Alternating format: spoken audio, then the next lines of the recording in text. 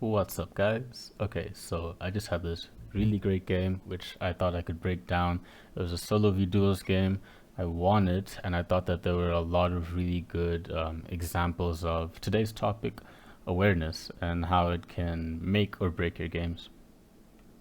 So awareness in the simplest form is knowing where your enemy is and how many of them they are, right? This is kind of the basis of engaging in Apex, right? Because if I am aware of my enemy a lot sooner than they are aware of me, or early enough, I'm allowed to, I have a lot of options now, right? I'm allowed to position myself where I want. I'm allowed to choose when I want to engage, that kind of stuff.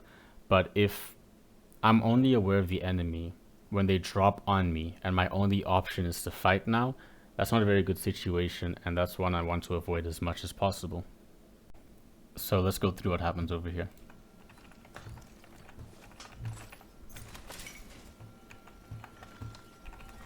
So right over here, I was about to hit that Marvin, right? But I noticed that there are footsteps outside, so I want to go and check that out, right? It's more important to know where the enemy is instead of, continuously looting. First thing I do is I come into cover, right? Because I don't know where they are. They could be over here, they could be over here, over here. There's like a lot of angles where they could be, right? And the first cover that I have is this thing, which covers most of me and kind of deflects most of these options, right? I didn't see it at first, but there is someone right over here. I'm just looking around. This is not good.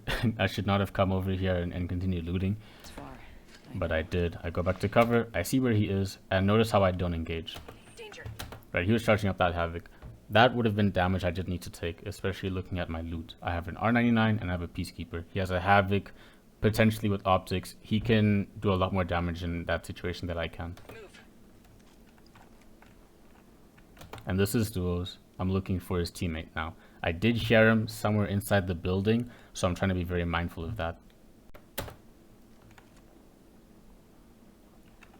I see him going towards his teammate.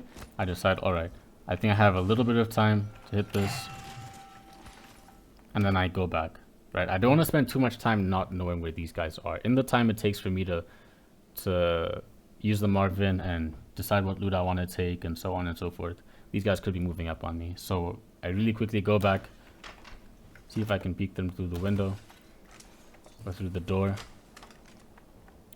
Nothing that great, right? Now I'm deciding, how do I want to fight these guys? I see this one guy. I don't know if I saw him at this time, but I can see him now. And if I did see him, I notice him, I go back into cover, right? And generally, I don't know if I applied this over here, you don't want to double peek too much, because if they're expecting you coming from that one angle, you take unnecessary damage and you use heals that you don't need to use. So now I'm going to peek from up here, right? It's a completely different angle. They're not holding this. I'm sure he was aiming down there. See, such quick micro peeks. These guys don't even have enough time to react, but I am gathering a lot of information, right? Right, I try to take my shots over there. I miss them and I decide it's not worth it, right? So my instinct right now is I want to get on top. I want to get on height, and then these guys are most likely going to push me because they know it's a solo, and it's the most likely situation for them. Or the better situation is that if these guys just push me together. So I know this, I'm going to get on height where it's going to be a lot more difficult for them to do that. Fail my climb. I take a bit of damage over here, instantly drop off. Try climbing again. Over here, if that was a really good player, he could have killed me probably, or done a lot of damage to me over here. I should have just queued up.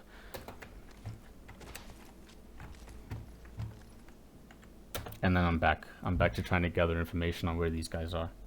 Okay, pay attention. This is the part that's really important. I don't know if you heard that, but the octane started stimming. That tells me these guys are going to start pushing me now. I heard the raid to my left. She took a door, but I'm very confident that this octane's about to come up from over here. If she does, I give him a lot of damage, but I also got my shield knocked out. And then I hear the raid climbing up. Audio is so crucial in this game for your awareness. I don't see her climbing up, but I can hear her, and that gives me enough time. Take out my PK. Sadly with that second shot. Right. I know that octane is still, like, I don't chase. I did a lot of damage to that wraith, but I don't chase. Because my health is really low. And there's an Octane over there. Even though he's cracked, he probably healed by now. And I know that on flesh, he has more health than I do. So I wait. And this is where patience is important. A lot of people think that you need to be playing like these pro streamers and just pushing everything and stuff. In terms of learning, that's not the best way to go about it, right? You need to learn how to be patient sometimes. Sometimes you have to play a lot slower than, you know, what you might be comfortable with. Over here, I didn't fight this team for quite a while. I think like I was just making sure they weren't climbing up on any of these points. And eventually a third party comes and makes the whole thing a lot easier for me. Need to recharge my shields. Something interesting really happens here. They try climbing up at some stage and I just knocked them off. Let's go over here, right? This wraith, I heard something behind me. And this is also just more on audio, like really focus on audio. It's so important. I hear this wraith behind me. I know she's somewhere here, right? And I see her there. Get a shot on her. Couldn't get the knock, sadly. And I want to go back up now, right? Over there, it's not a very good idea to drop down. Like, those are the situations where you need to determine whether it's worth dropping down. Because I drop down and I knock her, let's say. But now the Octane is there waiting for me. Now I'm fucked, right? I do have my Q over here, though. So that's always, like, a good thing about playing Wraith. Climb back up. Listening to where the enemy is. And right over here, this completely changes the dynamic of battle now, because there's a new team getting introduced over here. I know one is a Bloodhound, and judging by the way that this scan is going, he's like somewhere over here, right? So I have an idea of where he's coming from as well. A lot of options that I have now. I can drop down and try fight this Bloodhound. I can stay on height and gather more information. There's a lot of stuff. I could just completely disengage. This team's going to be occupied. I could just run away if I wanted to, right? 45 seconds, far ring. I got this. But the point is, I have options. So I hear these guys fighting, and unfortunately, like, I lagged off of the height over here. But my plan was, I was going to play this over here, this head glitch. You can't really see nicely from there. So let's say over here, right? Just before I fall off. My plan was to play this over here. This is a hit glitch that I can use if I can make a line. And I'm going to like peek out of it occasionally, right? So I'm going to be here, and all that the enemy is going to be seeing, here's my gun and everything over here, and here I am, right? I can go back and forth between these 2 points, right? I can extend as much as I need to, but this is generally how much of my body I need exposed. All the enemy is going to be seeing is this part, right? And then all I have to do is just duck or move left. Okay.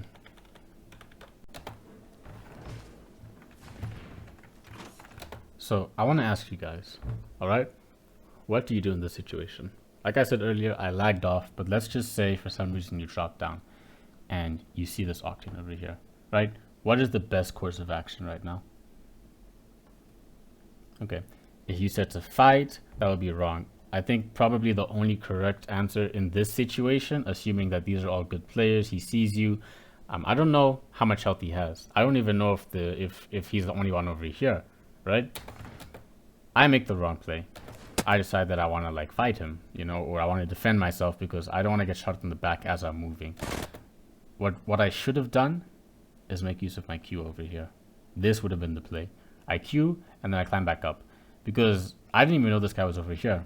Imagine he was looking at me, which he wasn't. I get lucky, I get some free shots on him. But if these guys both start shooting at me, boom, game over. Eventually I do climb back up though. And he does hit me. He does hit me. He hit me with like 1 bullet, which isn't a lot, but it could have been a lot worse. So right over here, these guys are fighting, right? I can hear them fighting. I can hear them fighting inside as well. So now I have a couple of options, right? I'm aware that they're fighting. They're occupied with each other. They have no idea where I am, okay? I could peek from over here. I could, you know, I could drop off and fight that if I want, although it's not the best situation. Although they are occupied, so I still have my Q over here. It wouldn't be a bad idea to drop off, get some shots, but I don't know if they're going to be looking at me. I don't know if it's only one guy fighting and the other guy is not fighting, right? So let's see what I do over here. I try peeking over here, and then I realize I'm not going to be able to have an angle because they're inside. So I drop off. What I'm about to do, I think what I'm about to do over here is I want to go from inside over here, right? Go down the stairs, and then I have a fresh angle on these guys. I don't know if that's what I did. I was going to do that, right? You can see me going that way. But then I hear that these guys are dead. So by the time I get all the way over there and I come back down around and stuff, these guys are going to be like fully healed probably. Maybe not fully healed, but you know, they're going to be fairly prepared for me. So right after the third party, I'm dropping down on these guys, right? Which could have still been pretty bad, because I don't know if they even took any damage. Right, so this is a play, once again, I don't entirely recommend. It is a reckless play, but I do get away with it.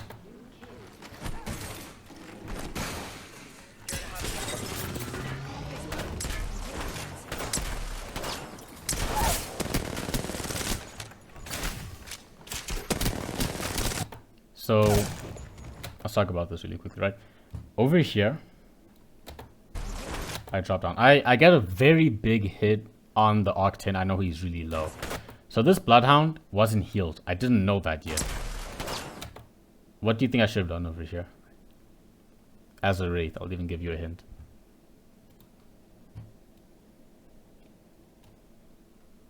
Okay. Should have used my Q. This is not a good situation to be in. You never want to find yourself in this situation where two of these guys have line of sight on you. They're both aiming at you and they both have shotguns. Look at my health. That's not good. I'm basically flesh, right? I managed to get the knock on the octane because he was really low. If this guy was still fully healed, I could have died. Thankfully that wasn't the case. He had the gold res, and I just finished him off, right? But after this, you need to do as quickly as possible because there could always be another team. It's not uncommon to get third party. There could be a team from Fight Night. You know, they're over here now. They can see me, or you know, they're climbing up. They could be somewhere over here. They could be behind me. Over here, you loot up as quickly as you can. If you can manage loot behind cover, right? Right now, this is like my only cover, and I know that the door is somewhere behind me as well. So I should go inside, reload, get all my stuff ready. You know, then go outside and loot. Okay, here's another situation, and I want to ask you guys what you would do. I don't know if you can hear that, but there's a trident coming from Rift. Alright. So I shoot him. I shoot this trident, and I do realize that this means that these guys are going to know where I am, and there's a possibility that these guys are aggressive, and they're going to want to play against me, right? But I'm prepared for that. I know this completely, right? Because for one, if they drop off somewhere over here, I have a lot of cover to work with. I can play over here. I could start kiting them. I could go back. There's those boxes. I could queue back onto the height of those other buildings over there, right? And just lead these guys towards me to where I want to fight them, you know? These guys fight on my terms. And it's just the concept of having control over your situation and your engagements. It's a very important thing. So I shoot these guys, right? In for a bit. Something I didn't notice over here was that I only hit one person. I thought that, I mean, only he took the damage, but they were both still on. But I find out later on that the other guy dropped off. I can hear him, right? I hear him. He queues up. I see if I can get any shots on him. Couldn't get it. So right now, right over here, what do you guys do? Might be too late to ask this because I've already started rotating, but I'm not going to push up here. I'm not doing that. I don't need to fight them, right? These guys have height. There's like a box over here as well that they can play. They can move around this entire area, and if I can move up I can move up to over here, right? I have these boxes. I have this. I have this. Maybe this. But what happens after that, right? I have to go up to them. And that's enough time for them to like to just completely beat me. And even if I queue out at this point, they chase me. Over here, once I'm past this, I'm just completely exposed. All of this until I get back over here.